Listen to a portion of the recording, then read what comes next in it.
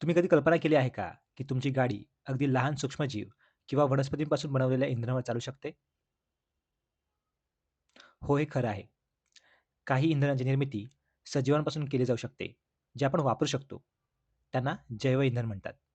हे इंधन स्वच्छ, नवीकरणयोग्य आहे आणि कदाचित आपलं भविष्यही उज्ज्वल करू शकतं.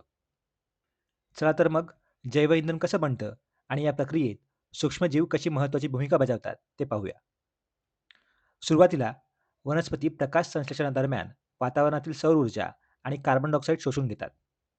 यामुळे जैव वस्तुमान तयार होतं, ज्यात पिकाचे अवशेष, लाकूड आणि शेण अशा सर्व सेंद्रिय पदार्थांचा समावेश होतो.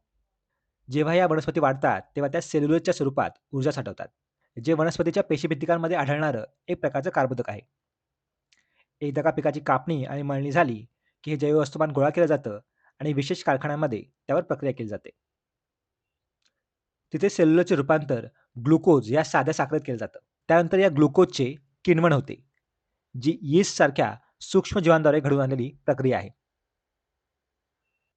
किण्वन प्रक्रियेदरम्यान यीस्ट मळीसारख्या पदार्थांमधील साखरेचे रूपांतर इथेनॉलमध्ये करते, जो अल्कोहोलचा एक प्रकार आहे आणि त्याचा वापर धूररहित इंधन म्हणून केला जाऊ शकतो.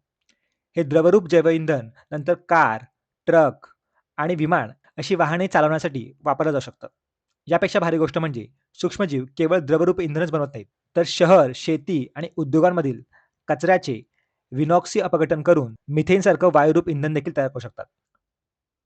ही प्रक्रिया ऑक्सिजनच्या अनुपस्थितीत घडते आणि यामुळे बायोगॅस तयार होतो, जो स्वयंपाकासाठी आणि वीज निर्मितीसाठी वापरला जाऊ शकतो.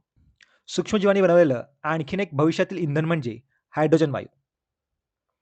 पाण्याच्या जैविक प्रकाश अपघटन नावाच्या प्रक्रियेदरम्यान काही जीवाणू सूर्यप्रकाशाचा वापर करून पाण्याचे विभाजन करतात आणि हायड्रोजन वायू मुक्त करतात.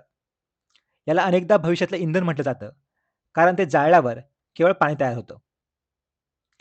इंधनाशिवाय सूक्ष्मजीवांचा वापर अल्कोहोल, ॲसिटोन, कार्बनी आम्ले, मेदघटक आणि पॉलिसॅकराइड्ससारखी महत्त्वाची औद्योगिक रसायने बनवण्यासाठी देखील केला जातो. हे पदार्थ प्लास्टिक, खाद्यपदार्थ आणि रोजच्या वापरातील इतर रसायने बनवण्यासाठी वापरले जातात.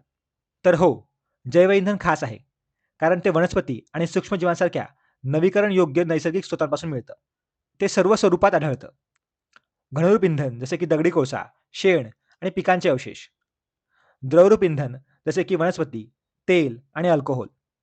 वायुरूप इंधन जसे की गोबर गॅस आणि कोल गॅस. जैवइंधन मुबलक प्रमाणात उपलब्ध आहे आणि सहज उपलब्ध होऊ शकतं.